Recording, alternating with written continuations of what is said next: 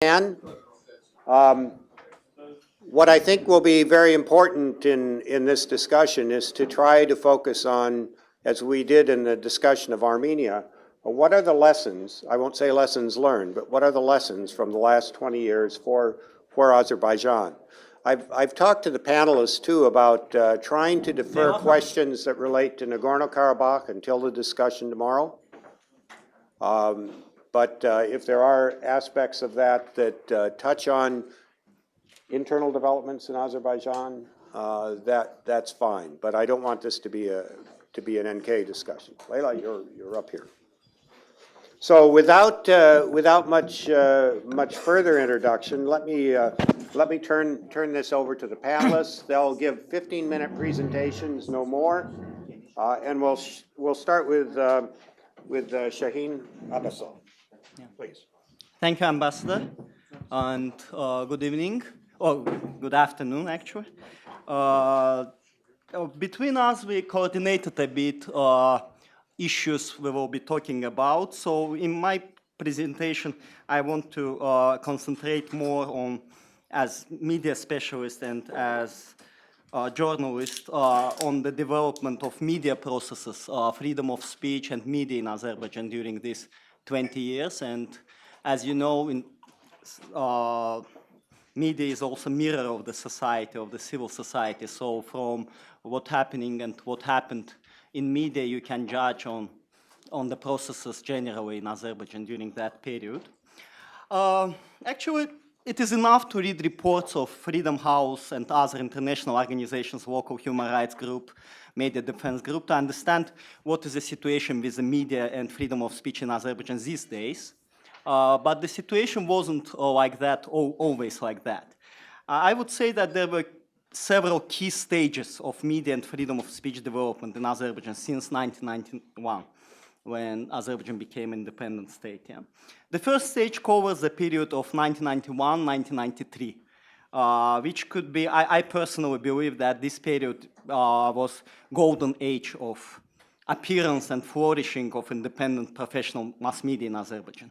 During short governance period of first Ayaz Mutalibov and then Abulfaz Elchibey, there were both, political and economic freedoms, of course, relative to the current period in Azerbaijan, which created very favorable conditions for appearance, because there were no free media in the Soviet Azerbaijan, for appearance and development of free and quite professional for that time media.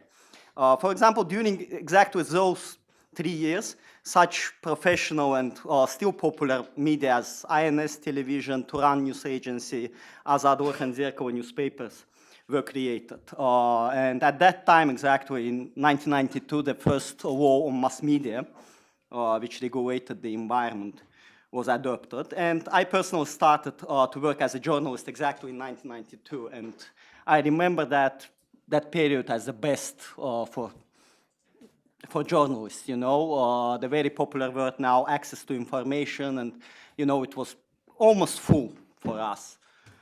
And generally, this period was characterized by formation and freedoms, political freedoms, economic freedoms, etc. The second stage considers period of 1993-1998, when after Heydar Aliyev came to power, political restrictions to the political area and to mass media began. And that period has been marked by extreme contrast, in the country. On one hand, it was consolidating the country's independence, cooperation with NATO, Euro-Atlantic institutions began, Azerbaijan joined Partnership for Peace program, the first oil contract with Western oil companies was signed, etc. In the meantime, Azerbaijan has walked away from the principles of democratic rule and the strengthening further of the regime of personal power in the country began. Yeah? And the latter, of course, affected the media environment and civil society sector in the country. And there were first arrests of journalists, then it was Cheshma newspaper, 4 employees of that newspaper were arrested, and there were many cases of violence, repressions against media, etc. However, I should stress that the economy was still free until 1998. Yeah, it was competition, etc. And this advertising market was growing at that period, and thanks to, again, oil contracts were signed for first investment arrived, etc. So it's still it still led and kept media development, free media to be developed, and journalists. And yeah, again, I want to stress that despite of lack of political freedoms, mass media was still developing professionally, and a lot of good journalists appeared at that period, etc. And yeah, this period also was characterized by strong new constitution was adopted in 1995, and I mean the presidential power, the power of the president was kind of strengthening, in one hand. The parliament lost a lot of levers, etc. The third stage began in 1998 when, in the eve of Heydar Aliyev's first official visit to Washington, official censorship, political censorship for newspapers was removed in the country. However, the government began to impose strong economic censorship, what I call, on the media. And it had very catastrophic effects, and we feel it now. That the authorities took the advertising market under control. Those independent opposition media lost advertising revenues fully, and other economic and financial obstacles to deprive free media revenue sources were also created, And actually, yeah, by 2005, these measures resulted with full economic collapse of free media outlets in Azerbaijan. And it's still now it's the same. I mean, it didn't change. And in the meantime, since 2002, 2003, the oil boom began, boom of oil revenues. So the government seriously monopolized the economy and began to invest huge amounts in the creation of new controlled media, televisions, radios, newspapers, news agencies, everything, and buying off remaining independent media outlets, journalists, etc. And actually, Ilham Aliyev's coming to power in 2003 further worsened the situation with media and civil society in the country. For example, a number of things started to happen in Azerbaijan which had not occurred under Aliyev Senior. Journalists were killed, Elmar Guseynov on March 2, 2005. Then a lot of journalists were arrested. Opposition parties were expelled from their offices, Western radio stations were forced to cease broadcasting, and etc. And the government also began restricted activity of foreign journalists in Azerbaijan, as well as, which was never the case before, Recently, 3 Swedish journalists, for example, were deported because of professional activity, and the same year in 2011, a German journalist was not allowed to work in Nakhchivan, and the government also controls this work of foreign journalists by means of tougher visa regime and other issues. And actually, the role of international community also decreased by both objective and subjective reasons. For example, I remember Ambassador Kozlovich, when he was in Baku, it was kind of said that office of Azadlıq newspaper, where Popular Front Party will be attacked, and then ambassador came to office, I remember, and just had tea with the leader of the party, and it removed the threat, I'm sure that such thing is impossible now. I mean, not because ambassador is bad, but situation is different, so. Current political and economic situation in Azerbaijan now is such that no media outlet can be sufficient itself, It needs outside support. While except a few foreign donors, the government and the ruling elite is the only source of such financial support, for media. And as a result, 100% of broadcast media is pro-governmental and controlled by the government, and I would say 90% of print media as well, traditional media. And there are other problems, low salaries, which makes journalists to leave profession or to move to pro-governmental media, etc. And the paradox is that despite very high economic growth rates, especially in 2005, 2008, the advertising market remaining very small, and it actually decreasing. For example, according to some independent research, the advertising market in Azerbaijan is currently only $2.5 million per year. while some international standards says that the volume of advertising market should be about 1% of GDP, country's GDP. So in case of Azerbaijan, it should be 170 million per year. So compare 2.5 million with 170 million. So to make judgment about economic situation of media in Azerbaijan. So as I said, as a result of all these developments, both political pressures and economic especially, I mean, now 100% of broadcasting outlets and 90% of print media segment is filled by the government or directly or indirectly controlled by the government and ruling elite representatives, you know. And of course, media in such form cannot be force power anymore and does not have strong influence to the public opinion. And in parallel, civil society groups the same, and opposition parties, its pictures the same, actually. And as a result, again, population is massively switching from watching local TV to the Russian TVs, Turkish TVs. Thanks, fortunately, we have free kind of cable television networks, and satellite dishes are free, I mean, to install. And there is very strong self-censorship in media, and some topics are unofficial taboo for even opposition media because they are afraid of repression. And yeah, and it is area now of political struggle of interest groups. So many media outlets are controlled by various tycoons within government, within ruling elite.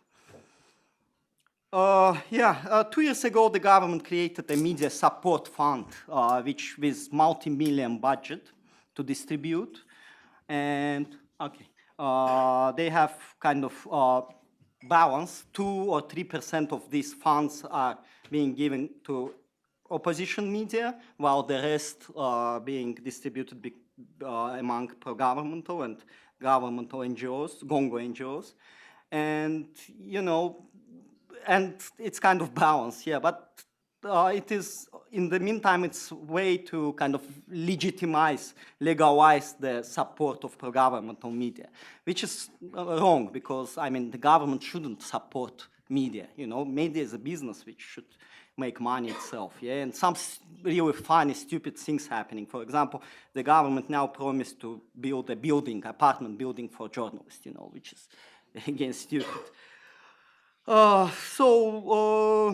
Yeah, situation is like that. We came to 2011, after 20 years, we have such situation in media. I would say it's collapsed, you know. And the only good development, positive development to end my presentation is that internet is free. And despite some government,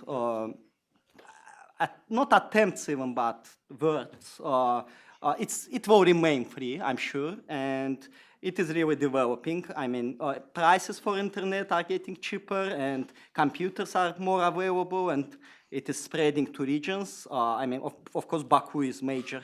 Most of the internet users are in Baku, but in regions, I worked in IREX Media project, so we developed this internet use in the regions, and I witnessed that it's really growing even in the regions. And it is free kind of area still. There are free speech in internet. While Hikmet Malim knows that, I mean, it's not always the case, but still, I mean, I believe that the case of Adnan's and Emin arrest did not intimidate much kind of use from debates in internet, etc. So that's optimistic. What kind of reason for cautious optimism, you know, for me. So if there are questions, I can answer later. Thank you. Shane, thank you very much. That was an exceptionally well done presentation of the history as well as the current state, and perhaps some of the questions we can ask a little bit about the role of social media in the future. So I'm really happy to see Leila here. I actually met her before I went to Azerbaijan. And I won't say when that was. But, I am glad that she is still very active on the scene, and I always paid particular attention to her views, not only of what was going on inside Azerbaijan, but Azerbaijan's role in the world. So over to you for your 15-minute presentation. Thank you so much. That's an honor for me to be here and be moderated by Ambassador Kozlerich, because he was considered a very unusual U.S. ambassador, in a sense that he was perceived as probably part of the European milieu in that time, which is quite a compliment if you look at the from our perspective. We have a combination of two sets of factors which determined our post-Soviet development. It's a combination of structural factors, one of which is the oil resources, and the other is subjective. It's the type of elites, the vision of elites which were in charge of the country since then. This combination had both advantages and disadvantages, and I will start with the good news, meaning the successes or advantages of this combination. Definitely the main advantage that Azerbaijan successfully consolidated its independence, and I would say that it's not just thanks to the resources which it has, the geopolitical location, but it's also the capacity to develop a skillful strategy which allows you to maneuver and to survive in the very complex environment.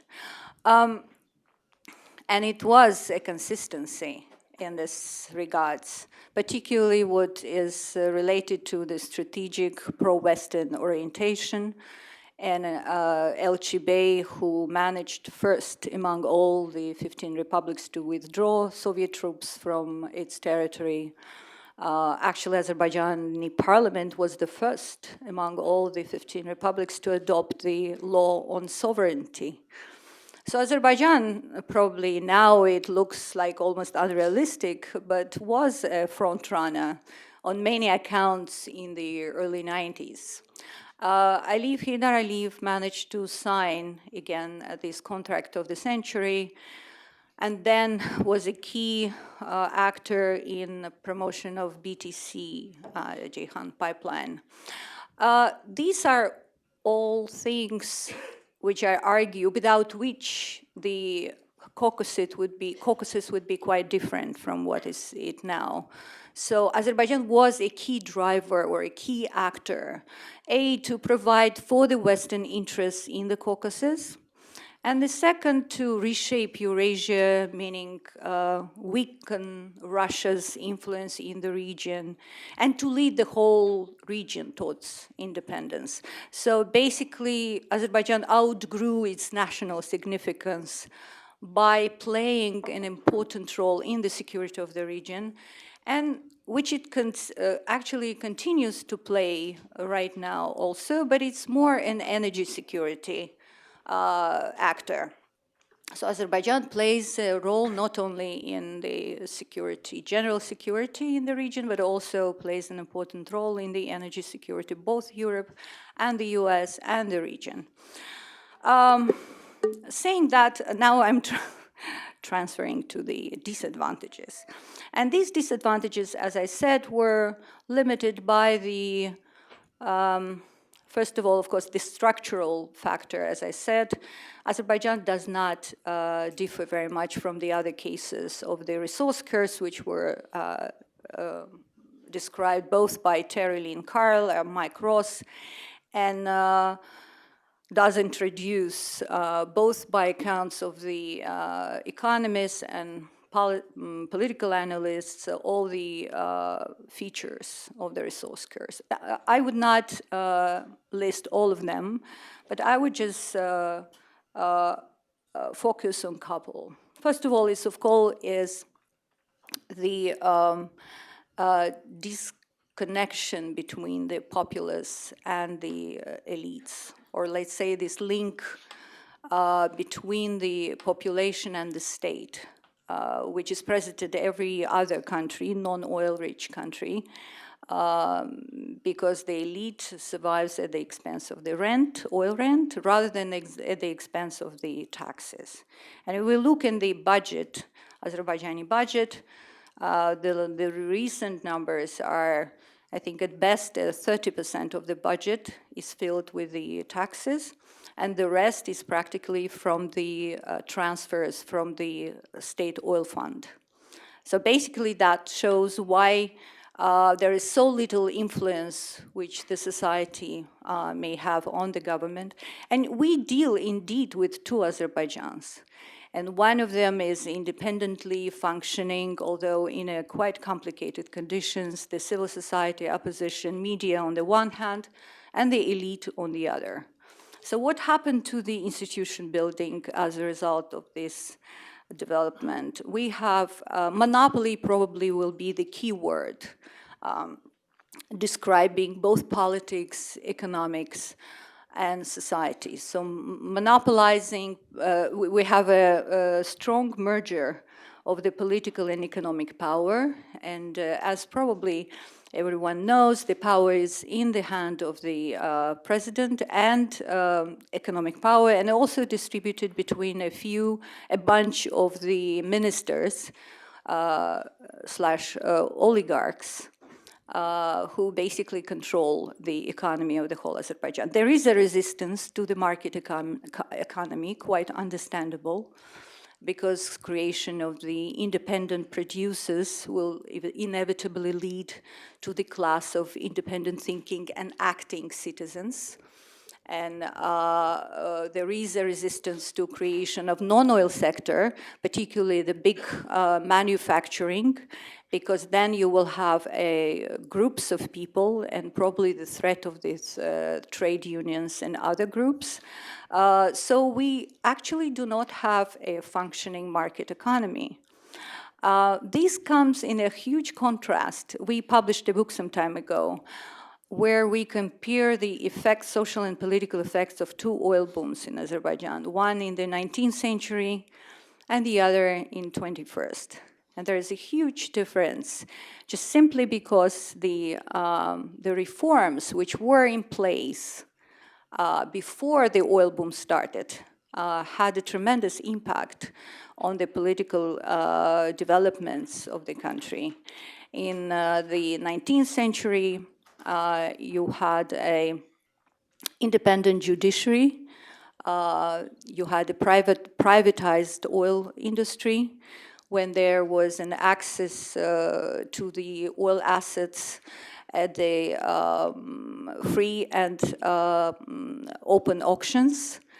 So any average person could get a plot of land with the oil-bearing lands and relatively cheap. And then you had the property rights, which were guarded, which were protected by the independent judiciary. That was Alexander II reforms, but it had tremendous impact. If you look at what's happening now, it's exactly these three things which are absent in Azerbaijan economy. The oil is controlled by state. There is no independent judiciary. Judiciary is totally under the control of executive. And Azerbaijan particularly recently had witnessed the most outrageous violation of the property rights, which one can imagine. Probably the state ownership of the oil, in particular when it's in the hands in the post-Soviet elite, is the worst scenario you can imagine. And that's what happened in terms of its effect on the democracy and state building. Well, what is the supporting concrete of the system? Corruption. I mean, that's probably the problem which I experience every time I have this strange feeling of that something is going wrong in the whole campaign of fighting corruption, the Western approach to how to fight corruption. First of all, because corruption is deprived in these approaches to struggle with corruption. Corruption is deprived of its major mission or function in the societies like ours. And it's because it's, first of all, it's a tool of political control, and it's a patronage. So basically what you have is that we have two types of corruption. It's legal and illegal. And legal corruption, it's different categories of pensions, different categories of salaries, and there are not, so these resources are not distributed according to the law, but according to the wish and interests of the ruling elite. So there are certain categories who got better salaries and better pensions, depending on the importance in the hierarchy of the informal structure of power. And there is, of course, illegal corruption, which is basically the money in the envelopes, again, the bribes and reward in for loyalty. So political patronage is basically the glue of the system. And the major function of this is basically compensation of the lack of legitimacy. And when you look at the corruption as a compensating mechanism for lack of legitimacy, then you understand why all your efforts to fight corruption don't work. There is also one thing about corruption that in addition to the old Soviet legacy of Soviet bureaucracy, which views the official positions as a state, as a resource stripping positions, or the access to the state resources, there is also a new type of corruption, which comes out from the rent-seeking mentality. And that's when the group of elite is getting a very easy money. This virus of easy money through rents is spreading to the rest of the society. And then you can see that people less and less are interested in working hard to earn their money, because there's a group of people up there who are getting huge billions of dollars for basically doing nothing. These are all the classical cases that are described in a classical literature on political economy of the oil curse and petrostates. Socially, what we're having now, it's a desperate struggle between two trends in society. One is, which is fed and which is sustained thanks to the political patronage, when you buy off political and support of certain part of the society. And then the civil society, the genuine society. And if you can compare the money which are on either side, you will understand why this struggle is so difficult, because political patronage is built on with a huge billions and billions dollars of income, while the Azerbaijan was the lowest recipient of the EU and US aid during this 20 years. If you compare with the neighboring states, it's 0.000 something. So it's really minuscule support. And the last point I would like to stress is the role of external actors. As I said, there was a wrong timing, wrong priorities from the side of EU and US regarding who is the major stakeholder in the building of the institutions. And that's important. I mean, when you obviously are dealing with the elite who are not interested in building the institutions of democracy, and there you still continue to do it year by year. EU, for instance, has been allocating $500 million for 20 years to the government, and 20 million, not much, to the state budget in recent years, which is basically just half of daily income of Azerbaijani state. from the oil revenue. So it's a minuscule money, and I think the more for more and less for less will not work in case of Azerbaijan. And there should be an adjustment of the tools of the EU, for instance, in case of Azerbaijan, which is not being done. And that's also an interesting case. So we have these two trends struggling with each other, but there is something which is forming underneath, and this is the informed society. Informed society which is communicating through the modern technologies and Facebook, as it was said previously, although, as we discovered, the lowest rate of users of Facebook is in Azerbaijan, in fact, but they're quite powerful. So to conclude because we are having more speakers on this matter, I would like to say one of my Turkish friends came to Baku recently, and he said, you can tell immediately that you don't have a middle class just simply watching your cars in the city. There are either extremely expensive BMWs or Mercedeses or very old Soviet Zhigulis. And my friend, the other Azeri friend, immediately reacted and said that Mercedes is in fact our middle class. It's unfortunately a sad joke, because we all understand that this is a very small group of people who enjoy this, the oil the revenues from the oil, because officially the Azerbaijani salaries remain one of the lowest in the former Soviet Union, official salaries. And then in the end, I would say that the positive thing is that they never stop. There is always resistance. There is always attempt to build up mobilization and resistance in different social groups and areas. We, as correctly noticed one of our team before, that they put in prison one person, but then another 14, they show up again, and they're either journalists or youth movement or political parties. They never stop. And this is... Islamists. Yeah, and this is just simply, I consider that this is the proof that in spite of the 20 years of a steady decline in the major freedoms, that the people just deserve to exist, and the Azerbaijan as a state will have a future. Thank you. Thank you very much, Leila. Tabib Husseinov, your 15 minutes of fame.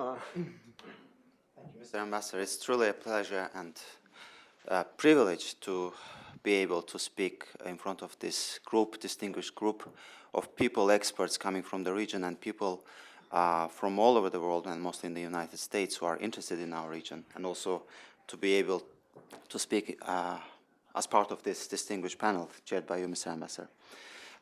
My presentation will be directly, specifically on the topic of the panel, lessons learned from 20 years of independence and state building. And basically, before I proceed further, I have to make a word of caution that by lessons, I don't mean that necessarily all the lessons were good or right ones. It's just the lessons or conclusions that Azerbaijani public and society and elites have drawn in these 20 years, which have contributed to shaping the state as it is. So not necessarily the good lessons, but I will be talking about the lessons that we have drawn from, based on the 20 years of the statehood. I've divided these 20 years to 3 stages of state building, which provide, I believe, distinctive lessons for Azerbaijan. The first stage is 91-95. This is a period of so-called failed state. This was a period of uncertainty, chaos, social, political, and economic failure. The second stage is 95-2005. This is a period of stabilization of the autocratic state system. And the third final stage is from 2005 onwards. That's the consolidation of the statist model of state building in Azerbaijan. And as I said, each stage provides distinctive lessons that subsequently shaped Azerbaijani state as it is today. So let's start from the first 91-95 period, the failed state. As you probably know, this was a period when Azerbaijan was in conflict with Armenia. It was a time of economic collapse. And I will talk more about this period because this period, although it was very short, it provides most of the lessons that shaped Azerbaijan as it is today. One of the main lessons that Azerbaijan derived from this period was the need for strong leader and strong central power. So as I said, it was a time of economic turmoil. Azerbaijan had at this time one of the highest inflation rates in the former Soviet Union space. In 92, for example, the inflation rate was 720%. In 93, it was 1,200%. The first two presidents of Azerbaijan at the time, Ayaz Mutallibov and Elchibay, Abulfaz Elchibay, although were starkly different in terms of their political agendas, but were very similar in terms of their leadership capacities. They were both perceived by the population at large as weak leaders. Both Mutallibov and Elchibay were non-authoritarian leaders and did not actively suppress freedoms or lacked personal and institutional capacities for doing so. And both attempted, rather unsuccessfully, at building consensus with the different political groupings. Mutallibov tried to form some sort of dialogue with Popular Front Party and failed. And Elchibay tried to form some sort of broader consensus within the PFP after he came to power and with other warlords, and he also failed. And they failed, again, because they were perceived as weak leaders. Elchibay was perceived as a good ideologue for the national democratic movement, but once he came to power, his initial popularity quickly vanished as it became known that he may be a good ideologue, but he was not a good statesman. Another closely related lesson from this period is that continues to have effects again up to date, is that domestic political instability is associated with the territorial losses. And therefore, stability of the state should be guarded at all costs. The main reason for every major territorial loss that Azerbaijan suffered in early 1990s, in 92 and 93, was not Russian assistance to Armenia, was not alleged superior fighting capabilities of the Armenian troops. The main reason why Azerbaijan lost its lands was the power vacuum in Baku and political infighting in Baku. If you look at the chronology when Azerbaijan lost its territories, for example, in May 1992, when Shusha and Lachin was lost, it was a time when Mutallibov and Popular Front were fighting with each other for power, and Popular Front withdrew all of its loyal troops, voluntary detachments, away from the front line and brought them to Baku to come to power. And PFP came to power in Baku in May 92. Azerbaijan sustained the biggest territorial losses in 93, beginning from April when it lost Kelbajar, and most of the territories were lost in summer of 93, and it was precisely the time when Surat Husseinov, who was not related to me, by the way, who was a very influential warlord, controlling most of the voluntary detachments in the fighting in the Nagorno-Karabakh front, began to fight for power with Abulfaz Elchibay, and then Heydar Aliyev was part of the power battles. So as Surat Husseinov, Elchibay, and then Heydar Aliyev were fighting for power, Azerbaijan lost 6 districts to Armenians. As one Western diplomat cited by The Independent in 93 said, he said, "I wouldn't describe the Armenian operations as an invasion." He's talking about 93, summer 93. "I wouldn't describe the Armenian operations as an invasion.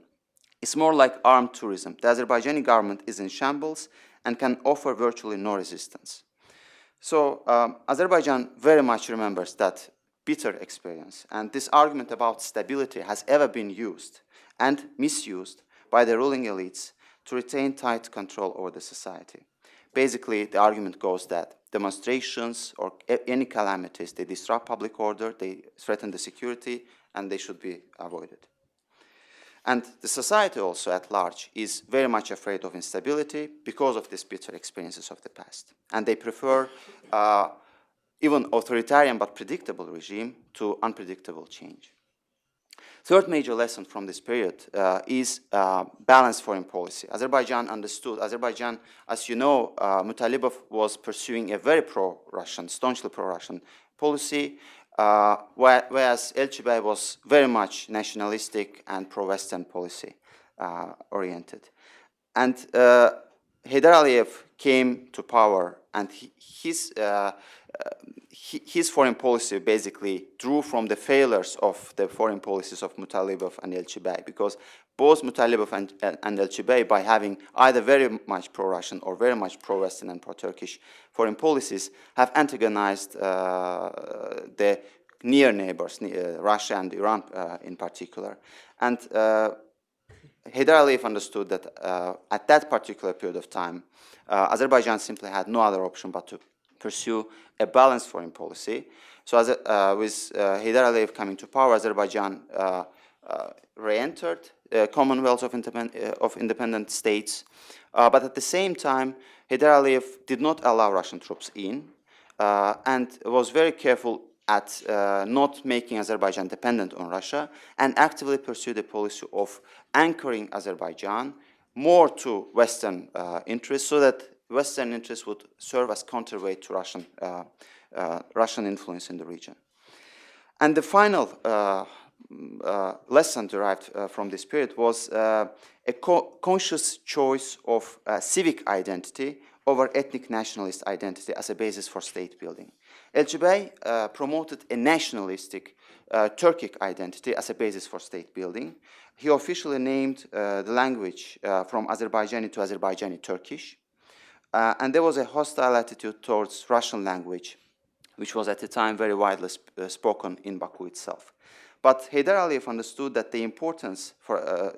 that it's important for Azerbaijan to have a civic and more inclusive identity, because Azerbaijan is still, in spite of the Nagorno-Karabakh conflict and expelling a lot of Armenians, Azerbaijan still remains a very much multi-ethnic society. And in 1995, the constitution that was adopted reinstated the name of the state language as Azerbaijani. Although the discussions and debates about whether Azerbaijanis are Turks, or Azerbaijani Turks, or simply Azerbaijanis is still continuing. The second stage is 1995 to 2005, and that's the stabilization of the autocratic state system. Why I took 95 and not 93 is because 93 and 95 was a period when Heydar Aliyev was in power, but he was not fully in control. But 95, in March, there was a last major armed revolt by OMON, so-called OMON forces, the special police force, against Heydar Aliyev's rule, which was suppressed. And another major date for that is that in 95, Azerbaijan basically adopted the constitution, which forms the basis of the state as this today. And 2005, because it marked the year when Ilham Aliyev became totally in control, because since 2003 to 2005, Ilham Aliyev was not perceived as a person who is totally in control of the system that he presided over. And this period also brought some distinct characteristics to state-building practices. The first major lesson was the importance of personality cult in exercising political control. And this personality cult was a sort of a perverted version of the need for strong leader. And it was understood that the leader should project an image of political indispensability for the population and for the political elites alike. The second characteristics of this period was getting rid of the popular personalities or potential challengers in the team. Whereas there were popular personalities under Elchibey, under Mutalibov, and in early years of President Heydar Aliyev, Later on, the system began to get rid of all other popular personalities. And for example, in 1994, Heydar Aliyev got rid of Surat Huseynov, who had some public support at the time. In 1995, he got rid of Rövshan Javadov, the head of the OMON Special Police Force, who was also popular because of his role in the Nagorno-Karabakh conflict. In 1996, Heydar Aliyev got rid of Rasul Guliyev, who also was somehow a power person in the team.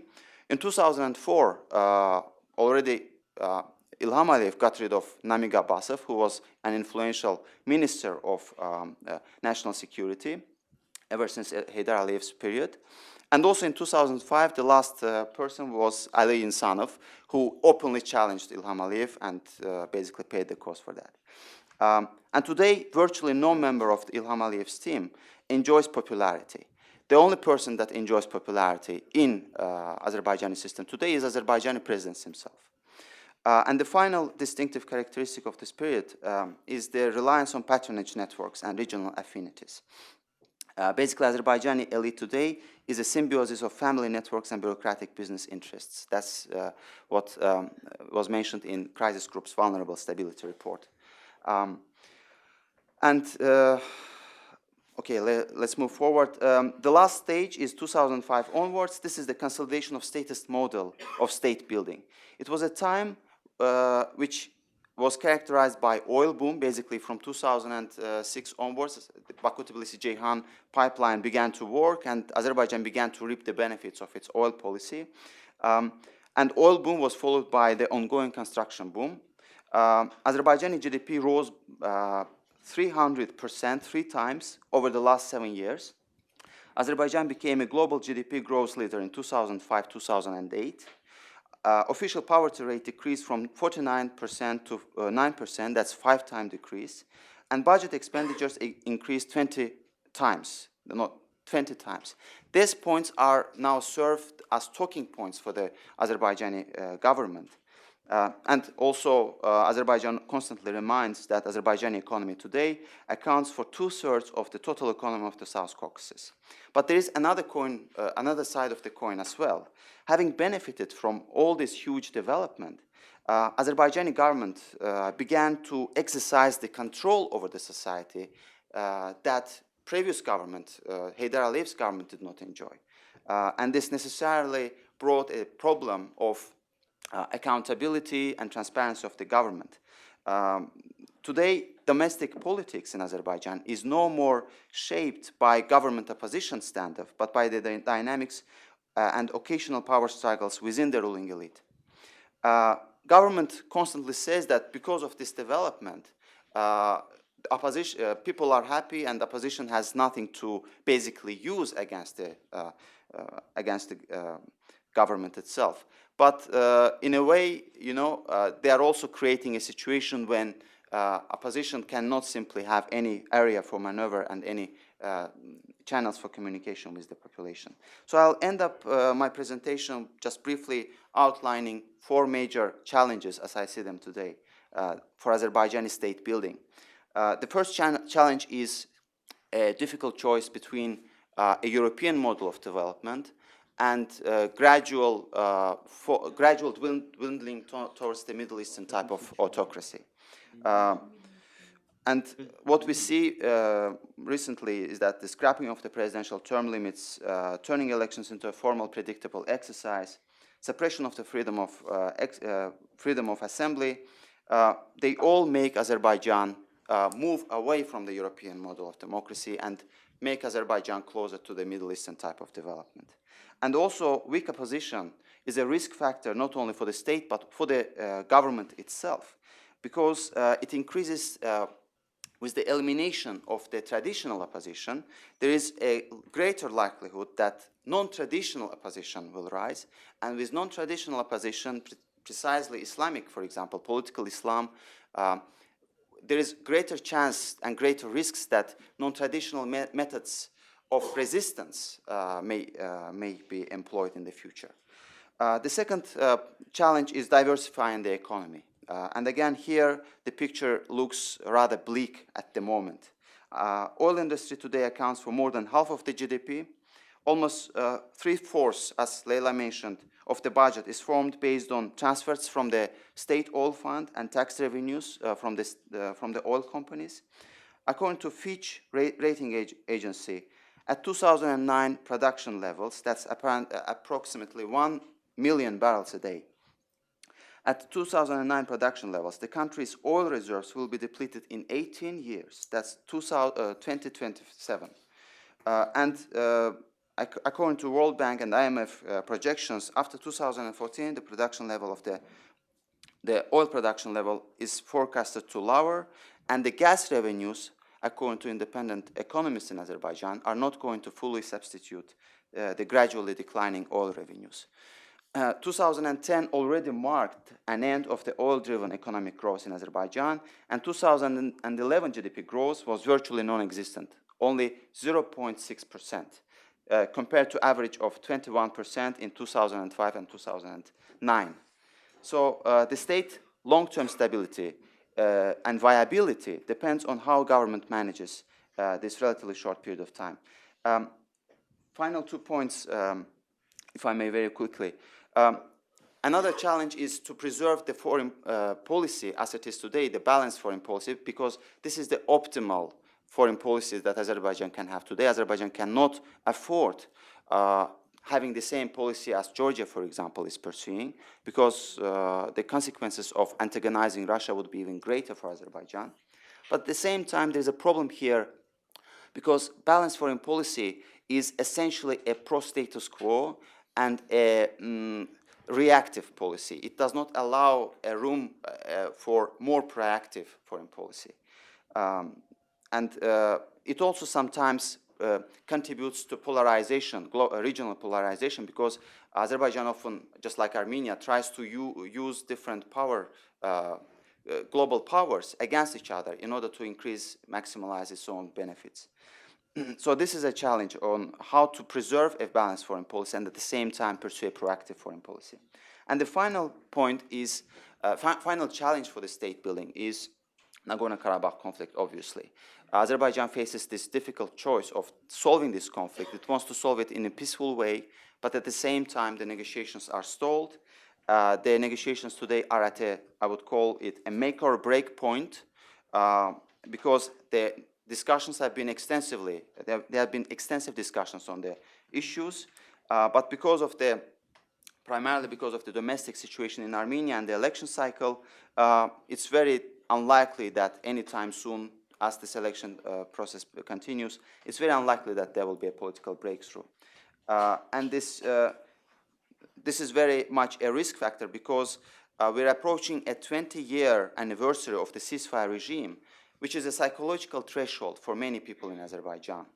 There will be increased urgency to have something, at least some sort of progress, or something have to be done. So the next 2 years are going to be very sensitive for both Armenia and Azerbaijan, and it's very important that both Armenia and Azerbaijan use this temporary timeout in the talks to prepare the societies for peace once the election frenzy is over, instead of preparing the societies for war. Thank you. Thank you very much.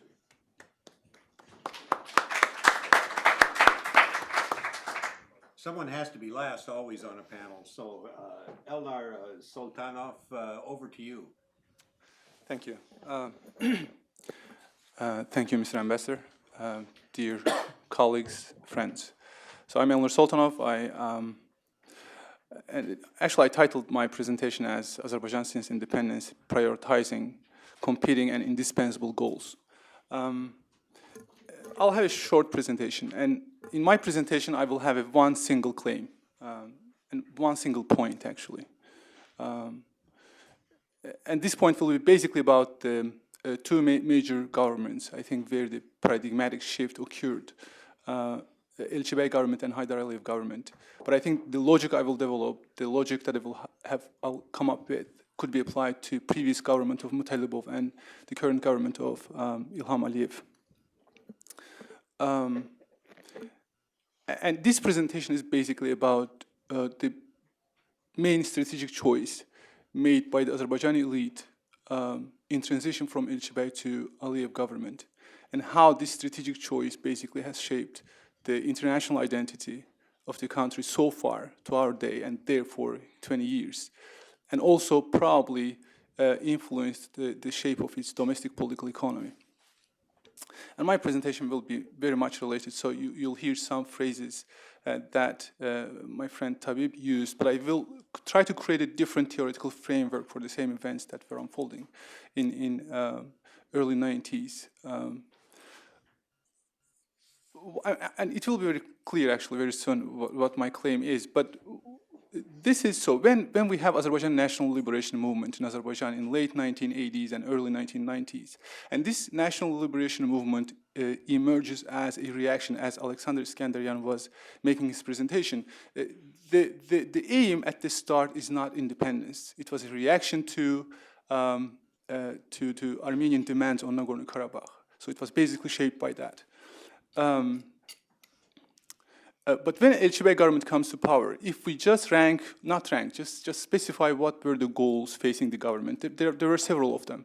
And I think my point will be about how this government failed to prioritize those goals and eventually failed, and how Haydar Aliyev government, because of, I think, his vision and power, political power, he had this, again, vision and power to create some ranking between those goals, and eventually was able to create a certain sense of stability, which is continuing to this day in Azerbaijan. So during Elchibey government, what you have in Azerbaijan is that there's Nagorno-Karabakh issue, it's a pressing issue. There is an issue, a very big issue of consolidating Azerbaijan's sovereignty, so it's not reversible. So they were amazed, they were in disbelief that Russian Empire is gone, but they knew that it could come back. So what shall we do to make this sovereignty indispensable? Also, there was the issue of Russian military bases, of oil deal, and of overall orientation of the country, whether to the new West or the old West. I think many of you being well-read on the region could see that for the Elchibey government and for us right now, it's very easy to rank and to tell the difference between goals and means, because some of the things I was mentioning were actually means, so they were part of ingredients of achieving some of the larger goals. Two larger goals, actually, and I think the government was very clear about that, was Nagorno-Karabakh and consolidation of Azerbaijan's sovereignty. And the three main leverages, or three main means that they had at their disposal was Russian military bases, oil deal, potential oil deal, and an overall orientation of the country. And here is my point. I think the problem with the Elchibey government was that they tried to pursue all of these goals simultaneously. And I think there was not a conceptual understanding that, in fact, these two major goals, Nagorno-Karabakh and sovereignty, or consolidation of sovereignty, were zero-sum.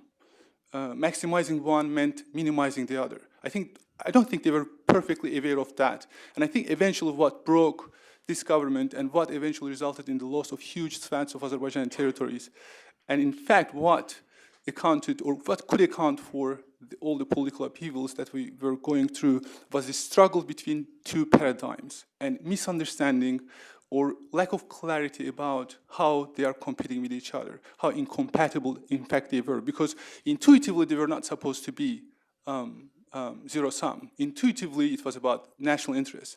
Nagorno-Karabakh was about national interests. Consolidation of sovereignty was about national interests. But somehow, again, pursuing one regarding Russian military bases, for instance, or regarding oil deal, it was helping one but hurting the other. And Elchibey government was trying to do all these goods together, right? They were trying to liberate Karabakh, so it's the start of major military operations in Nagorno-Karabakh. They were at the same time making it very clear that orientation of Azerbaijan is Western through Turkey. It was very clear to Russians and Iranians that Azerbaijan is going in the direction of the West. Russian military bases, Azerbaijan took a position that nobody ever took, especially at that time. Nobody today remembers that Azerbaijan was the first country to get rid of Russian military bases, but they were stubborn while they were pursuing this military operation in Nagorno-Karabakh, while they were preparing for the oil deal with the West, while they were making it clear that we are going or in the direction of the West, they were at the same time pushing with all they had for Russian military bases to get out. And at the same time, so what's the result? The outcome was that by 1993 May, Russian military bases were out. But in all other fronts, Azerbaijan was losing and was losing big deal, right? So there was unacceptable alienation of Russia and Iran to an extent. And as a result, Karabakh was, in its entirety, was lost, plus Kelbejar. And in a couple of months, actually, about twice as much territory besides Karabakh was going to be lost. There was no oil contract, and in fact, there was no Elchibey government anymore, right? They were gone. And they were gone because of these policies. By pursuing these both policies, Azerbaijan actually faced with the dilemma of losing both of them. So you pursue Nagorno-Karabakh, you pursue things that will consolidate your sovereignty, but Azerbaijan was about, in 1993, actually, we could have lost both of them, both our sovereignty and Nagorno-Karabakh. And of course, again, government also was gone. And I think here comes Haydar Aliyev. People talk about how great a politician he was, but I think his true acumen for me lies in the fact that, again, this is about lessons learned and in a sense, path dependence as well. So he understood, first what he does when he comes to power, as Tabib was mentioning, he just cut off the unnecessary rhetoric regarding Iranians, regarding Russia, which was of no use, but was alienating Russia and Iran. He brought back Azerbaijan to CIS and all that. But he did not let the Russian military bases back. So I think there was some kind of path dependency. We talk about a break, but I think there was a lesson learned that we shouldn't repeat some of the things that the Elchibey government did, but also the previous government's behavior created some path dependency that the current government at that time was to pursue as well. So military bases were not coming back, but there were two still major issues, right? Is it Nagorno-Karabakh or is it consolidation of sovereignty? But at that time, again, we have like two leverages. It's Karabakh and oil deal. At first, it's kind of interesting that Haydar Aliyev still tries to do both at the same time. So we have this infamous, to an extent, in some sense, winter offensive, which was disaster at the end of by the end of 1993 or by the start of 1994. But after Aliyev, in a sense, tries to do both at the same time at a lower level, at a more micro level, in a sense, he just, at that point, around May of 1994, I think made the most important decision, the most important strategic decision in the history of the modern Azerbaijan. He decides to freeze one of them and pursue the other one. So he understands that one thing at a time should be the strategy. And it was, again, it required a lot of power, it required a lot of vision, but he did that. And I think it's from that time on that we see some certain sense of stability in Azerbaijan and a certain sense of development. The result was, to me, at least functionally speaking, the consolidation of sovereignty, not in terms of territory, but functionally this consolidation of sovereignty. There was a certain sense of prosperity and stability coming to the fore. But at the same time, again, I'm not talking about that he just sacrificed one for the other. No, I think he just created a priority because in the long run, to me, the vision was that as Azerbaijan was consolidating its sovereignty, it will have a better time to come back and solve its second problem, which was Nagorno-Karabakh. And by ceasing to pursue them at the same time, actually he was doing good in terms of both of those goals. And to me, that was his vision, and that was something that should be studied really well. And again, what we see, I think this theoretical framework I'm trying to create could explain all the upheavals that we see after Aliyev comes to power in 1994. In 1995, Tabib was referring to those military mutinies. Those things also was about the struggle between these paradigms. Which one should come first? Is it sovereignty of Azerbaijan or Nagorno-Karabakh in the short run, right? So all those mutinies, in a sense, in Azerbaijan, all those things that Haydar Aliyev eventually dealt with successfully was about the clash of those two paradigms. But again, his political power allowed him to make sure that his vision prevails and the other one goes down to in the priority list to come back maybe in the future.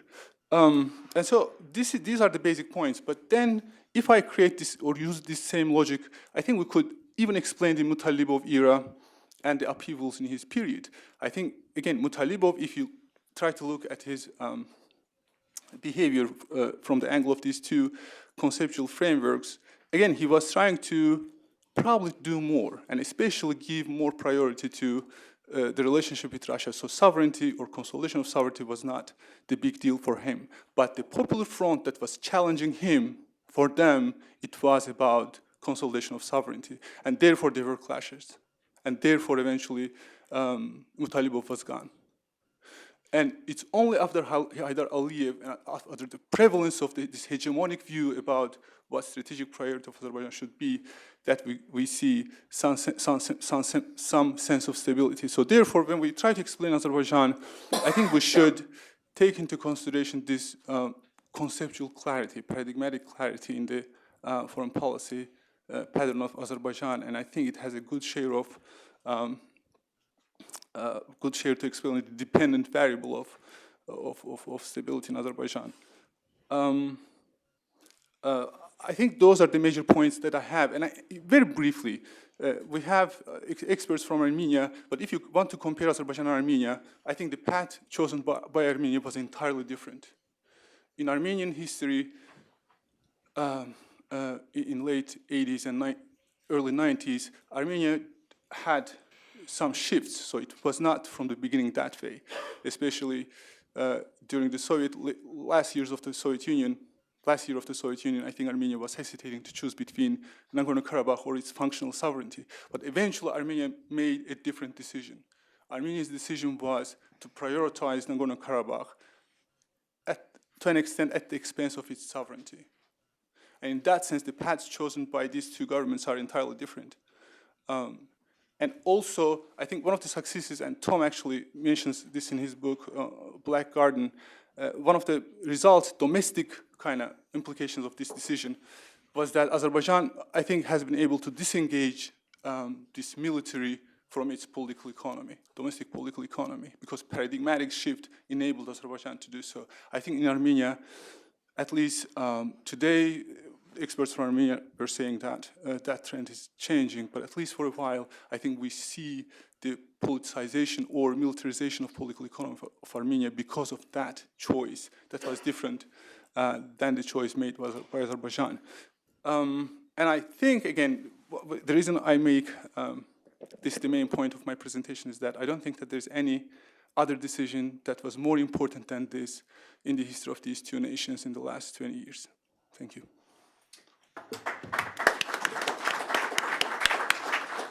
Thank you very much.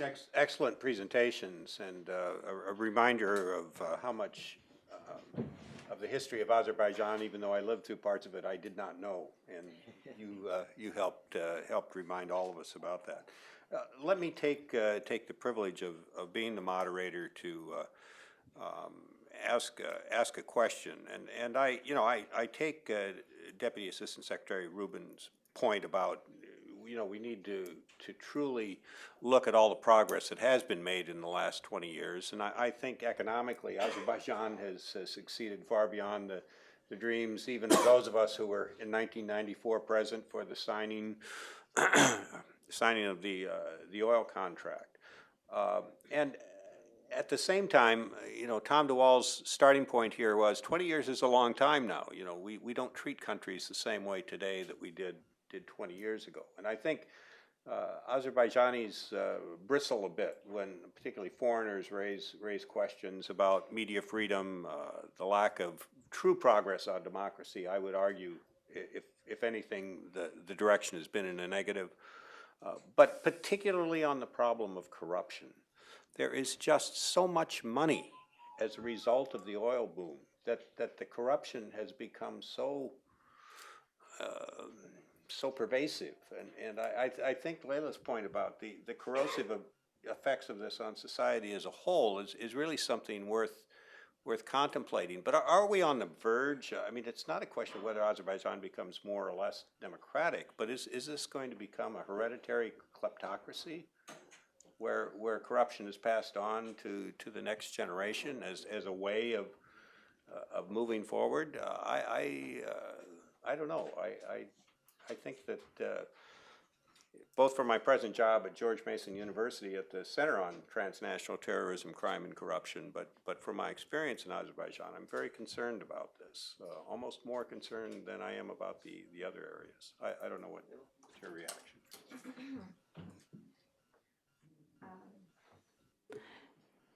Everything has its end, and we witnessed it in Arab Spring. So certain regimes also have the end eventually, whether this is an oil-rich and gas-rich country or none. Particularly when it's not based on the justice and the rule of law. Because the political patronage is a good thing, but it's a short-term means of stability. And poverty is not just about the economic deprivation. It's about dignity. It's about self-respect. Some time ago, 5 years ago, I was on a mission of doing a survey on quality of life survey, together with one Turkish institution. And I was absolutely amazed by the answer, which was given to me by one farmer, maybe just a shepherd, but it was a very simple person in the village, somewhere in the very distant village in the south. I asked him, now we'll have the oil revenues coming. Do you expect that the level of education and your living standards will improve with the oil money? He said, no. And when I asked him to elaborate, he said, it's much easier to control uneducated and poor people. So it's easier to control, but again, this might end to a collapse or a social unrest or something which is kind of opposite to what we expect from the rich countries eventually, exactly because there is a sense of insecurity of the majority of population, even those who benefit from political patronage system. Because it's not based on the rule of law, because it's not based tomorrow, you never know what will happen with your property or with your wealth. And also people are striving for the better future for their children. It's not by accident that they send their children, even those who benefit from the system, they send their children to study abroad, they send them to settle abroad, because they want them to live in the society of equal opportunities. So I don't believe that it will be a chronic kleptocracy, because by one assessment when somebody asked me, how would you assess the percentage of the people who are dissatisfied with the system? I would say 80. And then a friend of mine who is a very rich businessman who is part of the elite, he said not 80, 98. So basically that says that people are not happy with the corruption and they're not happy with the status quo because of many reasons. And that may cause, if it's not reformed, and as I said, this is a deeply structural issue which goes to the political area, and this is the issue of elections, issue of legitimacy, and other things.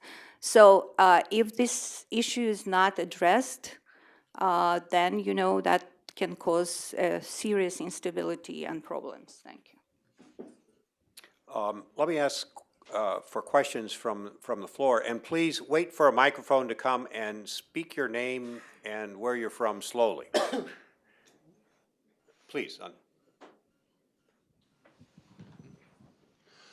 I'm Gian Nodia. I have a question to Elnur. You had very clear presentation about these two paradigms, but I just had an idea, was it really a choice that it was just, or it was fact of the matter that you had to accept? I mean, when you lose actually Karabakh, as you said, Eldar Aliyev also tried and had winter offensive, but lost. So was it that he thought this choice or that choice, or he just accepted the only reasonable strategies that he could have had? That's a brilliant question, and of course I anticipated it. Because it definitely follows from the logic of my presentation. I definitely agree. I think there were a lot of structural factors pushing Azerbaijan in that direction. And one more factor to support your argument actually was that the reward Azerbaijan was to get from its oil deals was so huge that it was worth of making such a choice. But now to defend myself back, given that there are those structural factors, I think there were already some kind of political economy of war in Azerbaijan. And Haydar Aliyev got a lot of resistance because of his choice. So therefore, I don't think that if you did not have his power, that the forces of the past could have prevailed with their own paradigm. So in that sense, I think there was the element of choice.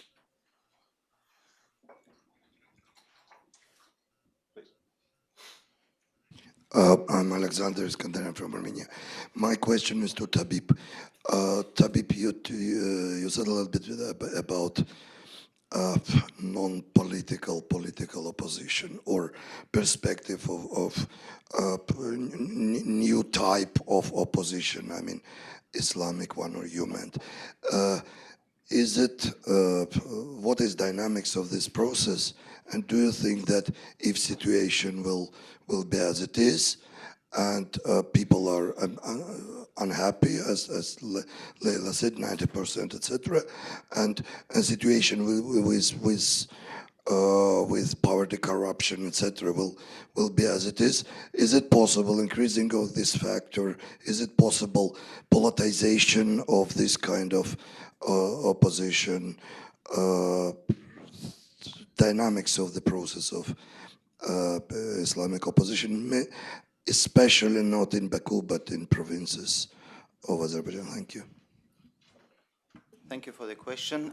Well, it's a basic premise that whenever traditional methods of resistance fail, usually there is a greater likelihood that people who are not happy with the situation in the country will take up other non-traditional forms of resistance. In Azerbaijani context, yes, that non-traditional opposition is more likely to be Islamist in the future, and there are already certain trends in that respect. For example, very recently we've heard, you probably heard about that, there were some demonstrations of Islamists, pro-Iranian Shiite groups, who were protesting against the ban on Islamic veils for school at the schools, in the primary schools. Basically, Azerbaijani government position on this is that in primary schools there should be no veils for the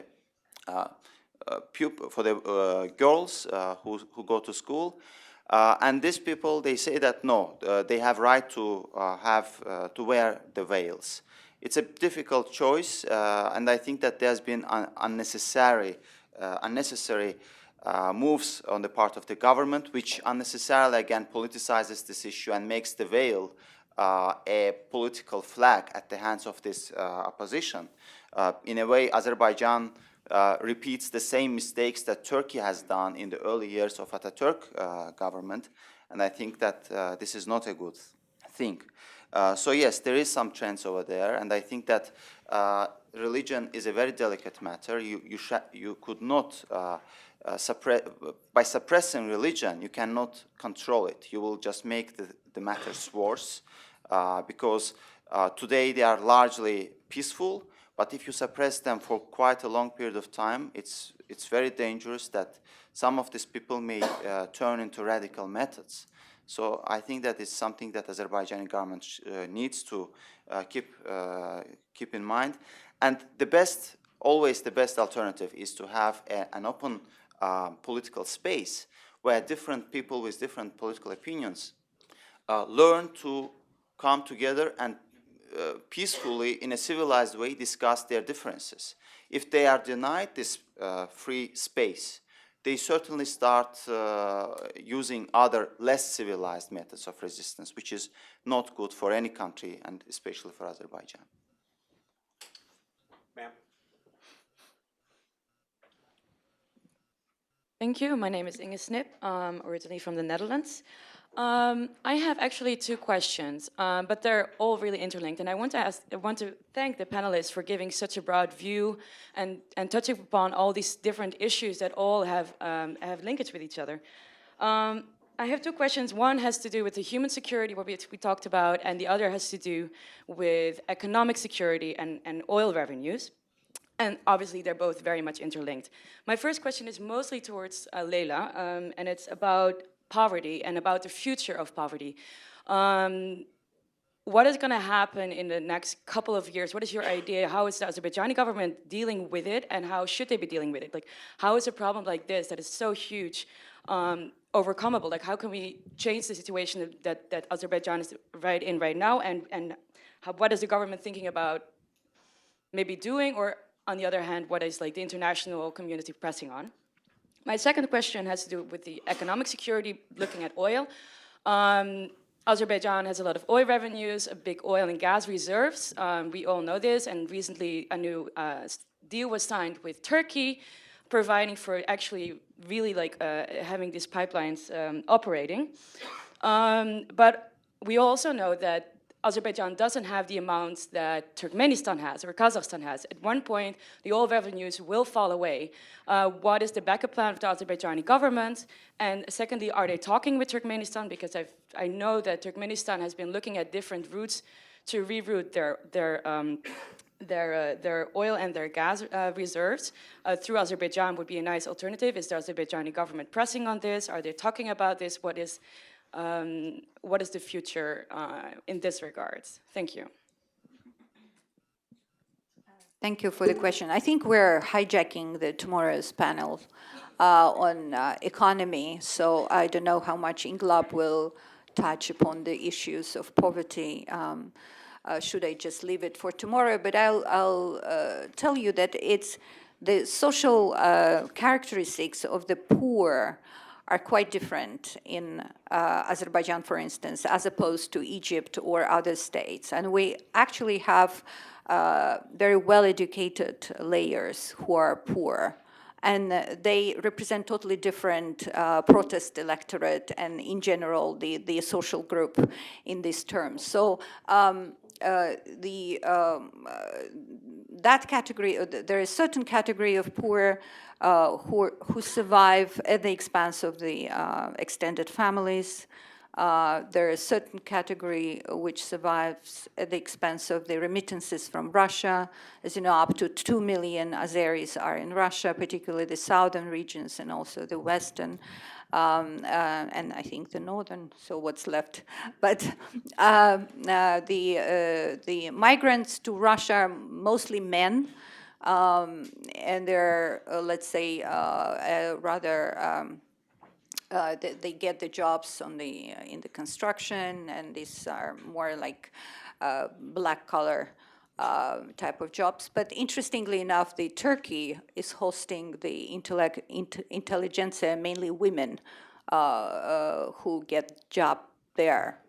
So they socially, they're quite different in terms of the hosting of immigrants. I don't know, the programs, the social programs, the government programs on reduction of poverty will be covered, I'm sure, by Inglab tomorrow.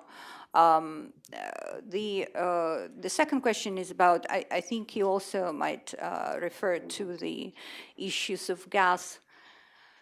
The problem is that we are dealing with different Azerbaijan, of course, than in the 90s. 90s, Azerbaijan was paying for the political projects. Now Azerbaijan is less willing to pay for political projects. And it has a few reasons. First of all, the West did not justify the expectations of Azerbaijan in terms of response to these political projects. Azerbaijan is more sober now in terms of approaching EU, and with Nabucco project and etc. And there is no also the identity factor, which would drive Azerbaijan to pay for the political project of EU, simply because there is not the domestic factor as what I call the identity factor. So there is no either geopolitical or identity considerations in paying for political projects. There is also the issue of competition. So there is a competition between the let's say Turkmenistan as a gas producer and Azerbaijan as a gas producer. There is also competition within the transnational companies who may not be interested in getting Turkmeni gas into Azerbaijan or through Azerbaijan. So there are a lot of issues which come, but if there is a political will, to tell you the truth, as Baku Tbilisi-Ceyhan proved, all these commercial considerations and issues of, resistance, because Baku Tbilisi-Ceyhan basically took place in the condition when none of the commercial actors, were interested in it, and eventually won, because there were interests of 4 major actors there at least, the US, Azerbaijan, Turkey, and Georgia, which kind of overcome this problem. So that's my brief answer. Thank you. Wendy, we'll start with you and work our way back. Thanks. Wendy Silverman, Bureau of Democracy, Human Rights, and Labor at State. Fascinating presentations. I wonder if anyone would be comfortable addressing the issue of trends in the areas of the relationship between the secular and those who have an increasing interest in religion in Azerbaijan. And some of you have touched on this sort of, very, very briefly, but I think particularly in light of the very, very tragic death of Rafik Taghi, I think it's a good moment and an opportunity for us to reflect on those trends, where we are now. Is this a new chapter? What can be done and what should be done? Yeah. First of all, very good to see you, Wendy. Yeah. Concerning recent murder, I would say, of Rafik Taghi, it's very, very shocked. We were all shocked. Difficult to say what's up. I don't have, for example, clear answer who did it and who is behind that. But I can tell you my opinion, which is not necessarily true. I think it's some small fanatic, radical Islamic group which did it, because big groups, large groups like Islamic Party or others, they are under control of secret services, so they will not be able to do that. In the meantime, one single kind of madman also would not do it, because they were following him, they knew his road home, etc. So I think it's some smaller but fanatic group which could be under influence of Iran or other forces committed that. In the meantime, yeah, and now it's kind of very important for the government to reveal them and to punish them, because otherwise appetite would grow, and tomorrow they can kind of assassinate member of government or whoever. So that's important. On religious trend, I think my colleagues could comment. And I would add if necessary. Maybe I could say something. There was this famous writer-poet Sabir, Mirza Alekber Sabir. I don't know how many of you know about it, but we had a very strong anti-clerical movement in the early 20th century, which was mainly published in the publications were reflecting that in Mullah Nasreddin's satirical journal. And Mirza Alekber Sabir said this famous, he had this famous poem on when he lists all the scary things in the world which he's not afraid of, dragon, devil, and this is a long, long poem. And in the end, he says, "But when I see Muslim, I'm afraid, I'm afraid, I'm afraid." And this was a very popular poem And he's built, of course, you should put it in the Russian imperial context and all this sort of things, but he was widely popular among population, and he was very much respected. And what he said about Muslims, it's not in terms of this, in terms of this current context of counterterrorism and everything, not in terms of the Muslims are scary or they are aggressive, not at all. But it's about certain traits which which were obstacles on the way of development at that time of people, obstacles to education, women's education, laziness, and other things. So we have traditions of anti-clericalism. And also after 70 years of independence, we still have a very strong secular discourse. And I totally agree with Tabib that definitely when you suppress secular discourse, the religious develops. But we do have a very peculiar relationship between secular group of population and religious. First of all, I was arranging seminars for the discussion of the most actual religious issues related to the state and religion. The religious people would not come to our seminars because they say that we feel degraded, we feel that we are humiliated in this secular discourse. In a relationship with us, they feel, and they call themselves, we are minority, and we're not treated properly. We prefer to get together separately. So indeed, because the majority of Azerbaijanis are secular, the religious population might feel itself a bit, uncomfortable. We're lucky to have here Hikmet Hajizadeh, who is one of those very active and passionate promoters of the secular discourse. And these things, I don't think there, for instance, you can find in any other Muslim country. The type of criticism which is, you can hear in the public discussions in Azerbaijan, and we publish a book on reflecting this discussion when you have a quite a radical Islamic representative, and Hikmet Hajizadeh, who is here, and who was telling, who was bringing the examples from the Quran, for instance, and from liberal constitution, proving that, some articles of the liberal constitutions are more progressive and more, let's say, they're better, basically, than the issues of Quran in terms of women and other things.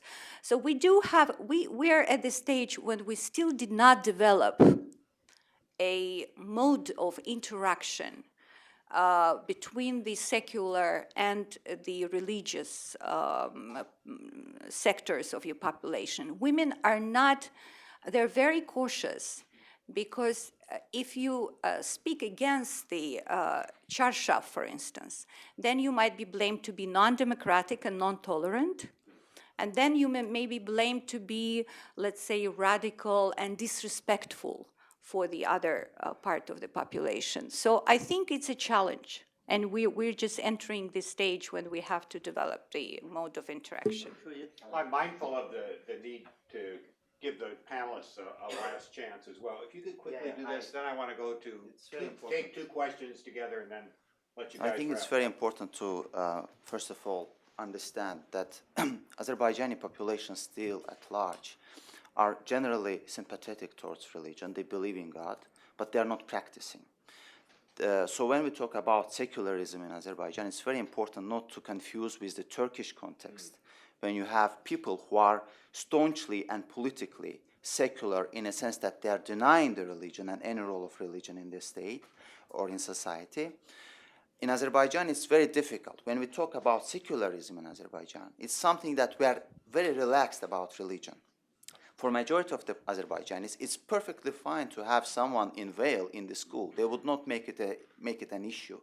And that was exactly the point of my previous comment, that by making this an issue, Azerbaijani government is actually pursuing a self-defeating strategy, because it polarizes the society along these lines.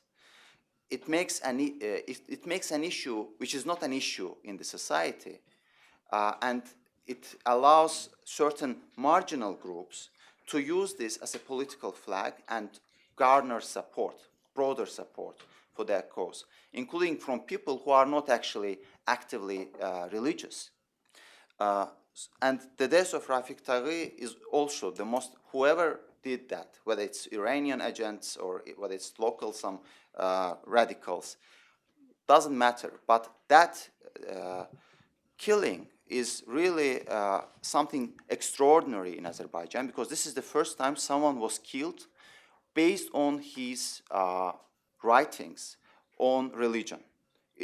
This has never been, there's never been such a case in Azerbaijan, and this is something that is very dangerous in a society which never really made religion an issue, which never really talked about religion in political sense. And it's very dangerous. I also call my colleagues here to always explain that when we talk about secularism in Azerbaijan, we're not talking in political sense, we're talking about being relaxed about religion and about people who practice different forms of religion. Okay, time for 2 quick questions, and then we'll let the panelists, one here and then one at the very back. Okay, first. Thank you. No. Right here in the middle table. Yeah. Thank you. No. Not me? The guy with the microphone. Okay, thank you. I'm Elnur Sultanov, not the respective panelist, but from the Embassy of Azerbaijan. So I would like to make a few remarks on the comments that I have heard. Of course, with many of them, I strongly disagree.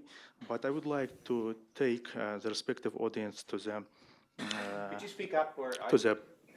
Yeah, I would like to take back all of us to the early years of independence.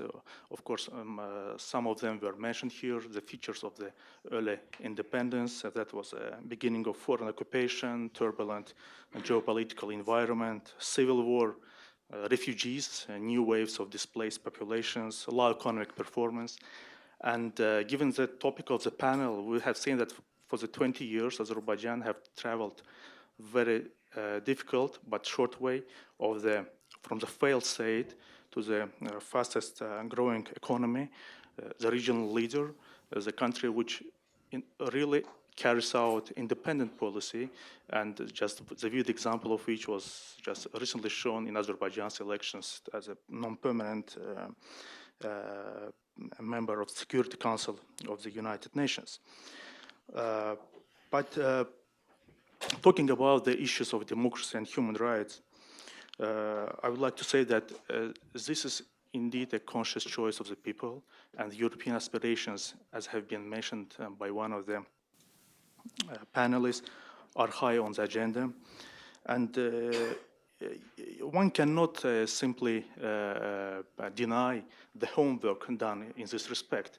And let me take you to the homework done, for example, with respect to the honoring of obligations and commitments voluntarily undertaken by Azerbaijan 10 years ago when it became the member of the Council of Europe. New institutions, new legislations has been produced. But at the same time, of course, we believe that the transformation of society cannot happen overnight. And targeting the outdated practices, stereotypes, demands resources from the public authority sides, but also from the different segments of a society, civil society, NGOs. For that reasons, we believe that the capacity building is very important for all sectors. And strongly disagreeing about education, I would like to say that there is a very strong program of sending young Azerbaijanis, 5,000 Azerbaijanis, to abroad. So that means that there is a real intention of Azerbaijan to bring modernized and educated people to the governance and to have a society that will correspond to the contemporary challenges. On the corruption, this is high at the of the government agenda. The people who are acquainted with Azerbaijan is aware about the new set of the steps, measures that was launched in the beginning of this year I will not stop on the concrete measures, but I would say that, that the leadership was very quite clear, saying that, appealing to the citizens, that they should be advocates for a further public transparency and accountability, and for these reasons, dozens of different officials were dismissed or arrested. So on the media, I could say that there is a room for media. On a daily basis, there is a strong voice of critics not only of the topical problems, but also of certain officials, and this is being tolerated. But nevertheless, said that, Azerbaijan is being committed, as I said again, in its dialogue with its partners, as it was said by Mr. Rubin, with different governments, with different international organizations. Let me refer you to the European Union, where we have been launching very important dialogue on human rights. Last year, special committee has been set up on human rights and democracy between European Union and Azerbaijan.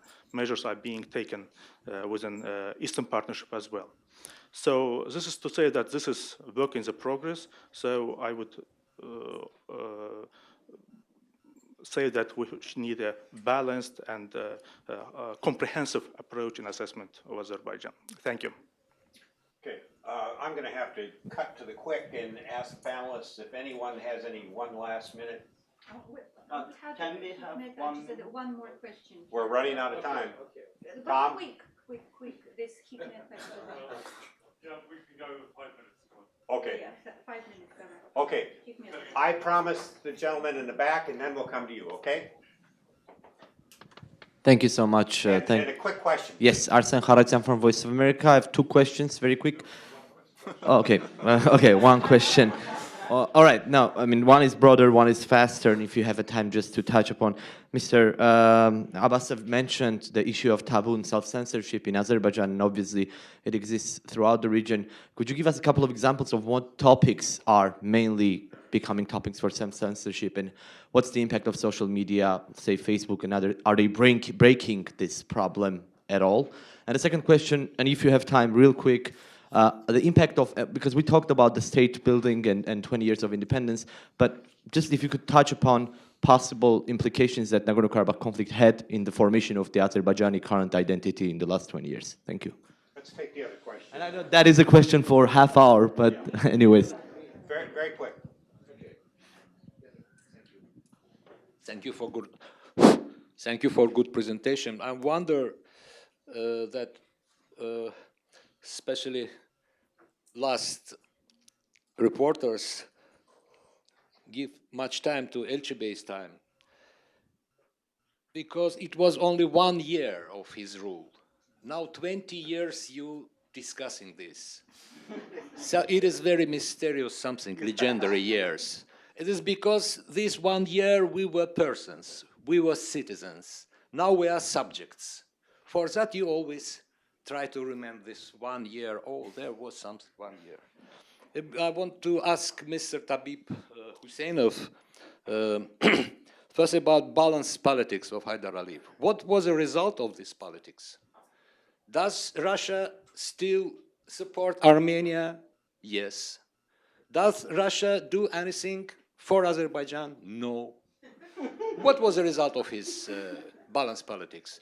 And the last, you mentioned the... This is one question leading to 3. Really, no, I'm you speak about that Haidar Aliyev switch to civic identity. No. He just called Azerbaijani Turks Azerbaijanis again, like in former Soviet Union. All others remain with their ethnic names. So it was not switch. Like that, thank you. Can I invite... You get to, because we made you last, you get to be first. Okay, thank you. Just very briefly, I did not make any normative statement about any of the governments of Azerbaijan, and I used it, and I don't think you can derive any normative statements or normative conclusions from my presentation. And it was just to show the difference between conceptual kind of way of tackling issues, whether consciously or unconsciously. Last, brief points. About balanced foreign policy, what it brought Azerbaijan, at least it saved Azerbaijan perhaps from bigger calamities. In concrete, at least it provided that Russians are not helping Armenia to the same degree that they were helping back in 92 and 93. Well, that's my point of view. You may disagree with that. Regarding civic identity, I also disagree. I think that in Azerbaijan, the identity is very fluid. A lot of Lezgis and Talish, the native Tats, a lot of native minorities also perceive themselves as Azerbaijanis. In the same manner as I think of myself, again, this is my personal point. We agree to disagree. But you ask the question, I'm answering. I think of myself as Azerbaijani Turk and Azerbaijani. For me, there is no internal conflict between these two. And I'm sure that many Talish, many Lezgi, many Tat of Azerbaijan think in the same way. They think that they are Azerbaijanis and they are Azerbaijani Talish, Lezgi or Tat. So I think that in that sense, Azerbaijani government did a right thing because... Wait, we're trying to end this on a happy note. It's been a great discussion. Leila, any comments, last word? Yeah, my comment is about there is a lack of cooperation on the key issues of in the regional security in the South Caucasus. When Russia attacked Georgia, neither Armenia, together with Azerbaijan and together with other republics which might have joined it, or even Guam, come with a statement or developed a common policy regarding the irresponsible behavior of one of the actors in the region. The same thing is related to the Turkish-Armenian rapprochement, a Turkish-Azerbaijani Armenian-Azerbaijani relations. I mean, this rapprochement, with all the positive things it may lead to, again, there should be a common policy in the region which would establish the rules or the norms of the international behavior in the region. You can't really enjoy good relationship with a country which violates the internationally recognized border on the one hand. On the other hand, you have to, as I said, there is I think misperception or misleading impression that I can deal with Russia just through balanced policy and, I'll be okay on the safe side of this game. And I think that's the major thing which is lacking in the Caucasus, the multilateral cooperation on the issues of key security issues. And this is also related to the Armenian and Turkish rapprochement on my... Shaheen, last word. Yeah, and first I will answer quickly the question. Yeah, among these taboo issues, I would say the major one is the president's family. But I mean, it's normal, according to Azerbaijani tradition. I mean, family are wife, children are untouchable, but the matter is that, for example, the first lady is active politician. She's member of parliament, she has other identities, and in the meantime, president's children are very active in business. They have shares everywhere, I mean, from the banks to anything. So that is why it's wrong in this case to have these taboos for journalists. But you are right, yes, social medias are overcoming this problem. There are some bloggers who touch on these issues, investigations. There are Azeri service of Radio Liberty, which were taken out from broadcast frequency, but now they are online and they have recently very good investigations on this interest, financial interests of the ruling elite, etc. So yes, I mean, social media helps to overcome this vacuum of discussions of these taboo issues, let's say, yeah. And last word, yeah, it was exciting 20 years of independence, and actually Azerbaijan achieved a lot. We are really, I mean, independent state. From the failed state, we turned into independent states. with its own questionable, but its own foreign policy.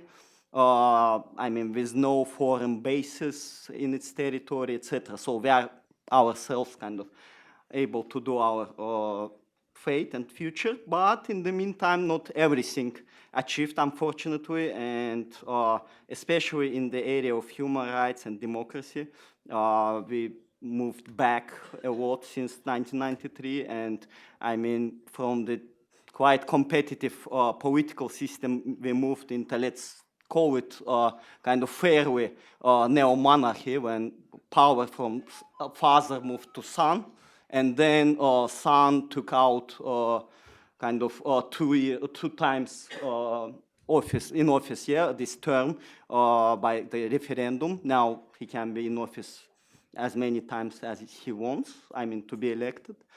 And yes, of course, I don't agree that Azerbaijan joined Council of Europe in 2001 and this commitment situation became better. Actually, situation with human rights was better when Azerbaijan was not member of Council of Europe, but it worsened then, since then. So, like that, we had exciting years with a lot of positive sides, but a lot of negative. Thank you very much.